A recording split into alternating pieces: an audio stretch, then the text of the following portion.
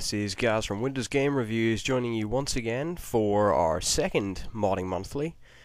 I'd just like to apologise first of all. I didn't even realise until a couple of days ago I hadn't done one for October, but that's not so bad considering nothing really cool modding wise came out in that month, and I had a good reason for the delay. And that reason is I was too busy setting up my brand new PC.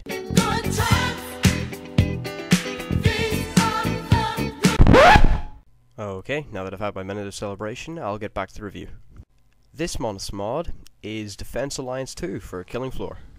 Since Defense Alliance 2 was announced for free download via Steam for Killing Floor, everybody's been asking, is it any good? And the short answer is no, not really. This is due to a number of kind of annoying problems. The first being that despite it shows off class-based gameplay and, shows it like it would be fast-paced and everything, it's really not. Gameplay is really slow and the classes aren't that clearly defined, and not many of them are fun to use either. Also, the server browser is completely unfathomable at the minute. It doesn't even work properly. There's also a very, very small selection of maps, and quite a lot of bugs in the game. And another kind of lazy development flaw is that a lot of the textures are lifted straight from either Killing Floor or Unreal Tournament 2004. So that kind of sucks. To elaborate on my previous concern about the crappy server browsing, is that on the first day of download, whenever I got it, I actually went into the server browser, and according to it initially, there were no servers present at all. And I kind of went, after all the buzz about this, no one's playing it, what the hell? Then I actually looked around a bit, tried making my own server, did a couple of things, and then realized that by default, the game selects something like some game type called, I think it's called DA2, is the default game type for server browsing.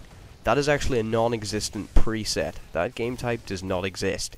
You actually have to scroll in and choose one of the presets that does exist, which is kind of stupid. The same problem exists in selecting the voice acting for your character. There's also a non-existent preset in that menu. They also boasted before release about a game type in Defense Alliance 2 where you get to fight zombies with the Defense Alliance 2 weapons. It doesn't really work because the minute's kind of buggy, because the two teams will be pitted against the zombies, and even though the two teams are clearly defined as enemies and everything, they can't hurt each other. They're just meant to team up against the zombies. There's also a life system which also doesn't work, respawning and everything. The weapons are all over the place damaged wise. It's pretty much impossible to kill even the easiest of zombies, despite how good a Killing Floor player you are. As well as that most of the zombies don't function properly. For example, the sirens, the stalker. If you decap a stalker, or in my experience anyway, I don't know if this happens to everyone, they just bug out and will stand on the same spot, clawing at the player who used to be there.